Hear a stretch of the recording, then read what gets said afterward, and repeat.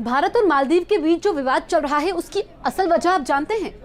असल वजह तो चीन है, ये तो आपको मालूम है, लेकिन मुस्लिम कट्टरपंथ भी एक बड़ी वजह है। बिल्कुल सही सुना आपने, क्योंकि जिस तरीके से चीन के मौजूदा राष्ट्रपति जो मुस्लिम विचारधारा से प्रेरित है, आपको याद होगा कि जब वो राष्ट्रपति बने तो उन्होंने अपनी पहली यात्रा तुर्की की, दूसरी यात्रा चीन की और जो विवाद इस वक्त चल रहा है इसमें फायदा चीन लेने की कोशिश कर रहा है और तो और पाकिस्तान भी लेने की कोशिश कर रहा है। बिल्कुल सही सुना आपको। थोड़ा बैकग्राउंड बताते हैं, फिर उसके बाद आगे ले चलेंगे। दरअसल जो लक्षद्वीप की तस्वीरें पीएम मोदी ने ट्वीट की थी कि भारत के लोग ज्यादा से ज्यादा लक्षद्वीप आए, यहाँ पर खूबसूरती है और लक्षद्वीप को आकर के एक नया टूरिस्ट स्पॉट बनाए। उसके बाद तुलना होती है मालदीव और लक्षद्वीप की, लेकिन यही बात लक्षद्वीप में जो तुलना होती है कि मालदीव से बेहतर है सोशल मीडिया पर, यह बात मालदीव के कुछ मंत्रियों को पसंद नहीं आती है। वो पीएम मोदी पर अपमानजनक टिप्पणी करते हैं। उसके बाद तो भारत सरकार भी हरकत में आती है और फिर मालदीव को अपने तीनों मंत्रियों को पद से हटाना पड़ता है। अब बात तो यहाँ खत्म नहीं होती है, क्योंकि जो मौजूदा राष्ट्रपति हैं मोइजू,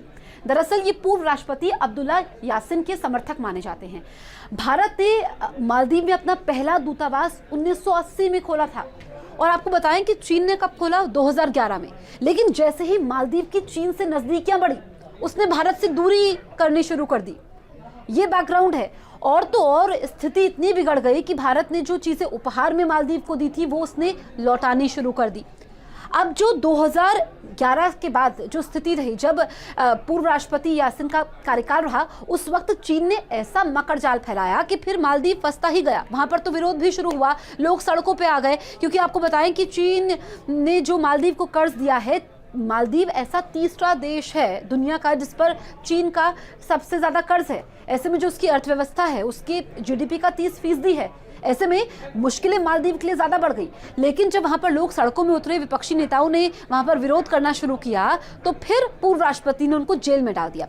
कई सारे वहां पर समझौते हुए और जब समझौते हुए तो उसका भी विरोध किया गया, लेकिन उनको फर्क नहीं पड़ा। और जो मुस्लिम कट्टरपंथ का राग इस वक्त मौजूद सरकार भी अलापती है, उसका भी यहाँ पर असर पड़ा है, रिश्तों में खटास आ गई है।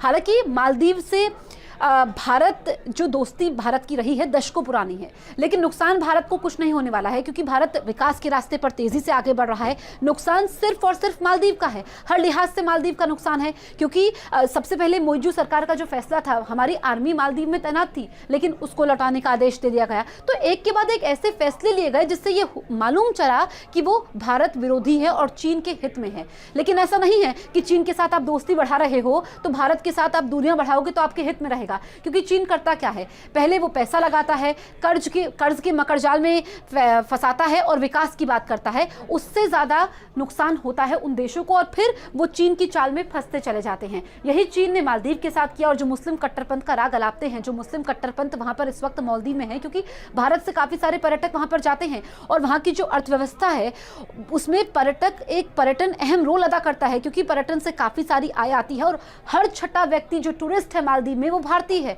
लेकिन जो बुकिंग्स कैंसिल हुई हैं, जो भारत के लोगों ने जाना बंद कर दिया है, उससे नुकसान मालदीव का हो रहा है। यही बात मालदीव को मालूम है, इसलिए मोइजू ने माफी तो मांग ली है, लेकिन वहां पर सरकार गिरने तक के आसार बन गए।